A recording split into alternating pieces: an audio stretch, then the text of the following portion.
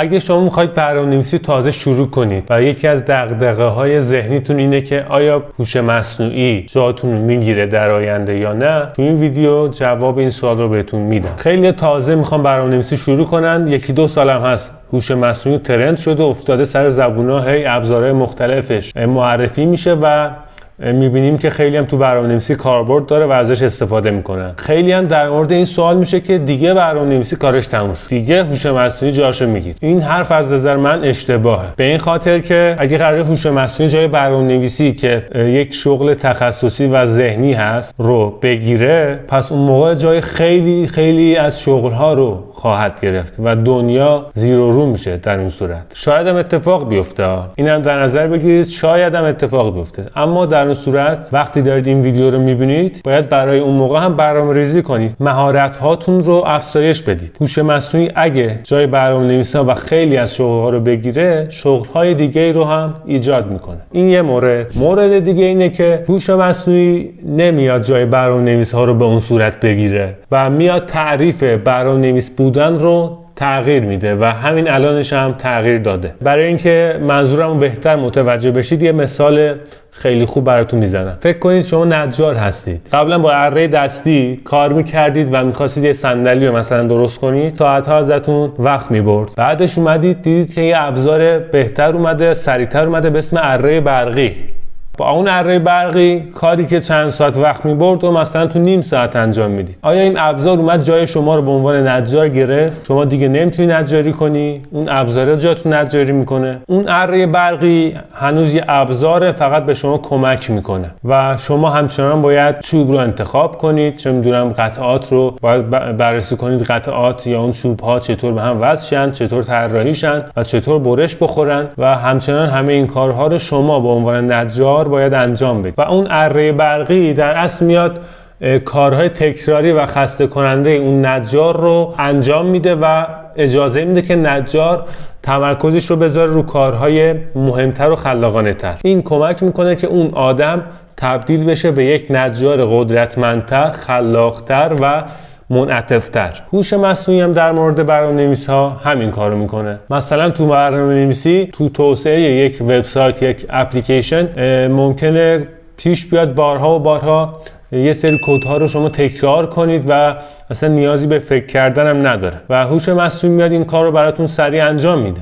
وقتی کدتون باگ داره، پروژهتون باگ داره، خطا داره، میتونید اون قسمتی که احساس میکنید خطا داره رو بدید اون دستیار هوش مصنوعیتون و تو کمترین زمان ممکن اون خطا یا باگی که دارید رو در 90 یا 95% مواقع میتونه بهتون کمک کنه و اون باگتون رو در بیاره و مشکلتون رو حل کنه. یا اینکه مثلا میخواید سرچ کنید فلان متد تو فلان زبان چه کاربردی داره یا چطور استفاده میشه، به جای اینکه 5 تا 6 تا 10 تا سایت رو باز کنید تو مرورگرتون و در این مورد سرچ کنید، میتونید از یه ابزار هوش مصنوعی مثل جمینای، مثل چت جی پی تی و امثال اینها بپرسید و در جا جوابش رو بهتون میده. و یکی از مهمترین کاربرداش اینه که مثلا یه ایده‌ای دارید، به جای اینکه روزها و ماهها وقت بذارید و اون ایده رو پیاده کنید و تازه بخواید تستش کنید ببینید چطوره، میتونید به هوش مصنوعی بگید که اون ایده‌تون رو پیاده کنه و سریع تستش کنید. یعنی اون طرح کلی رو به هوش مصنوعی میگید و اون یک نمونه از اون طرح کلی شما میسازه و میتونید در واقع تستش کنید و ایده هاتون رو بررسی کنید.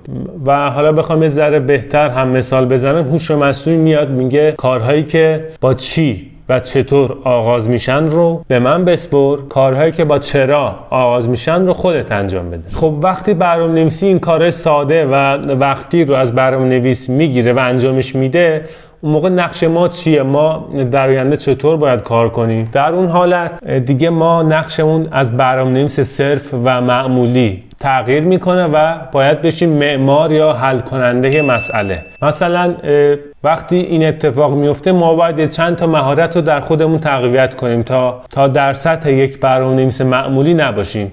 مثلا باید یاد بگیریم که تفکر سطح بالا و در حد کلان و در حد معماری اون پروژه رو در خودمون داشته باشیم. مثلا هوش مصنوعی میتونه یک تابع براتون توی پروژه بنویسه خیلی سریع، اما نمیتونه تصمیم بگیره که کل ساختار اون پروژه و اون تابع در یک ساختار بزرگتر که یه نرم افزار بزرگه چطور باید باشه و این ساختارها چطور پیش هم در کنار هم کار کنن و مثلا طراحی سیستم و اون دید کلان و کلی و سطح بالا رو انسان انجام میده و هوش مصنوعی کارهای ساده تر و کارهایی که زمان برتر هستن رو انجام میده. مهارت دیگه ای که باید داشته باشیم تا به برنامه‌نویس بهتری تبدیل بشیم و هوش مصنوعی جامون رو نگیره اینه که بلد باشیم دستورات مناسبی رو به هوش مصنوعی بدیم که به این کار میگن مهندسی پرامپت که تو بعضی از سایت‌های آگهی من دیدم اصلا خودش یه شغل جداگونه است و اصلا یه نفر استخدام میکنن که بلد باشه به هوش مصنوعی دستورات مناسب بده تا خروجی مناسب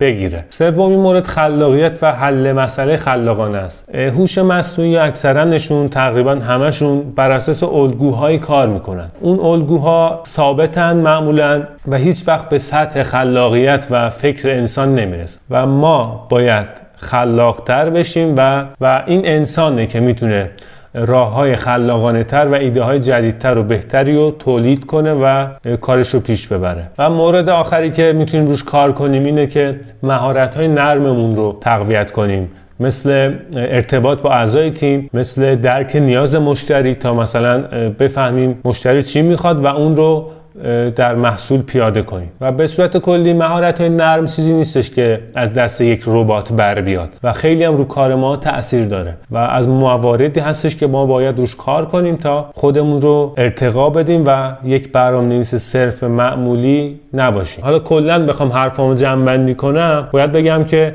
احیانا اگه بخواد هوش مصنوعی به صورت کامل جای برنامه‌نویسی رو بگیره، جای میلیون ها شغل دیگر هم میگیره، چون برنامه‌نویسی یک شغل سطح پایین و ساده نیست و در اون موقع شغل های دیگه هم به وجود میان و اینکه در نهایت خود هوش مصنوعی رو کی توسعه داده؟ آدما توسعه دادن، برنامه‌نویس‌ها توسعه دادن.